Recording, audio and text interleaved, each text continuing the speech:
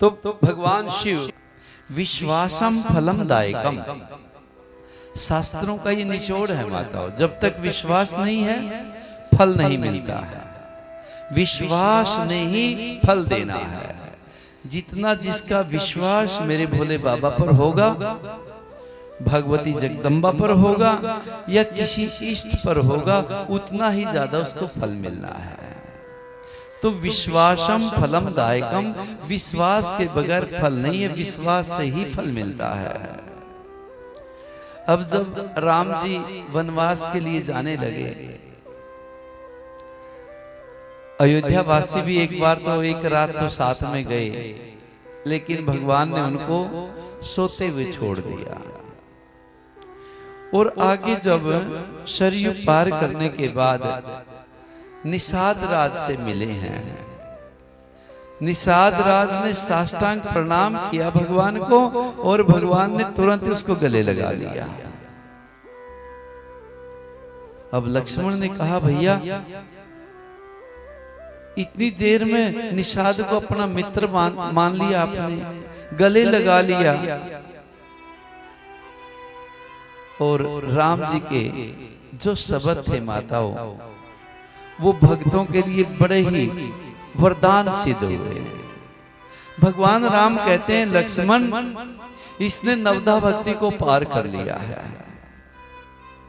जब इसने शरणागति ले ली, हे राम मैं तेरा हूं और मुझे अपना ले, बस सारी भक्तियां कीर्तन भजन इसके पूरे हो गए हैं। इसलिए माताओं हमारे जीवन में शरणागति आए, और जब शरणागति आती है ना, हम पूर्ण रूप से परमात्मा की गोद में होते हैं।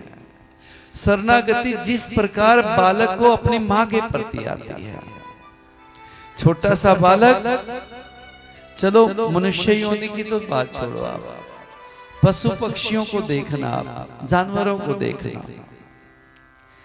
कुत्ता जब अपने बच्चे को पैदा करती है और वो अपने बच्चे को उठाती है अपने मुख में, एक भी बच्चा हिलता हुआ नजर नहीं आएगा आपको। बिल्ली जब अपने बच्चे को उठाती है तो ऐसे हो जाते हैं जैसे उनके अंदर प्राण ही नहीं है।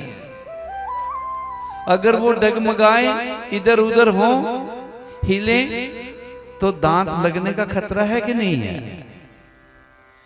जैसी शरणागति बालक की मां के ऊपर होती है, पूर्ण विश्वास होता है कि मेरी मां है, मेरा हित करेगी, और पिता भी अपने बच्चे को उछालता है और हाथों में पकड़ देता है, फिर भी बच्चा रोता नहीं है, खिलखिला करके हंसता है।